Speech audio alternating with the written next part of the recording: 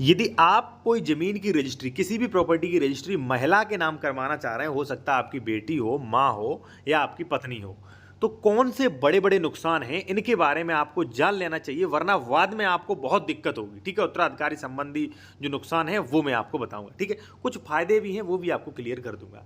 देखिए साथियों, यदि आप महिला के नाम प्रॉपर्टी कराते हैं, तो सबसे पहले तो आपको नॉर्मल पता होगा, आसान सबको पता होता है कि स्टाम्प छूट होती है। स्टाम्प छूट कुछ खास नहीं होती है, अधिकतम 10,000 की होती है। 10,000 से अधिक की छूट एक बार में नहीं मिलती है। यदि प्रॉपर्टी आपकी 50 लाख की है, तो केवल 10 लाख तक की 1% डिस्काउंट मिलेगा, बाकी 40 लाख पे वही लगेगा जो एक मान लीजिए पुरुष के नाम लगता है, ठीक है? तो अधिकतम 10,000 की बचत कर सकते हैं।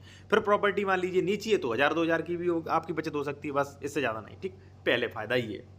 नुकसान क्या है वो जान लीजिए। उससे पहले मैं एक चीज़ कहूँगा आपसे कि यदि आप कोई भी कानूनी सलाह लेना चाह रहे हैं या आप उत्तर प्रदेश में ज़मीन खरीद रहे हैं, आप डॉक्यूमेंट्स चेक करवाना चाह रहे हैं कि ज़मीन सही है कि नहीं, डबल रजिस्ट्री तो नहीं है, विवादित तो नहीं है, कोई लोन तो नहीं है, तो ये चीज़ें आप चेक करवा सकते हैं। हमारा कॉन्टैक्ट नंबर वीडियो के डिस्क्रिप्शन में दिया गया है। साथियों, अब नुकसान क्या-क्या है?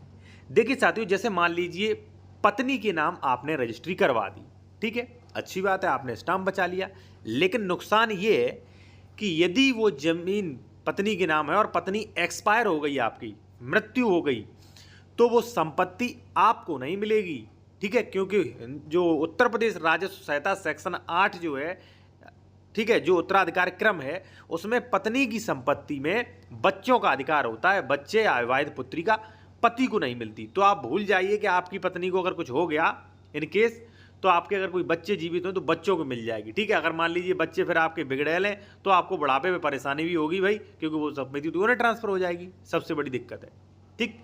अब मान लीजिए बच्चे भी नहीं हैं और आप भी एक्सपायर हो जाते हैं, तो पत्नी की संपत्ति जो है उनके पिता को मिलेगी। तो कुछ ये नुकसान होते हैं साथियों, ठीक?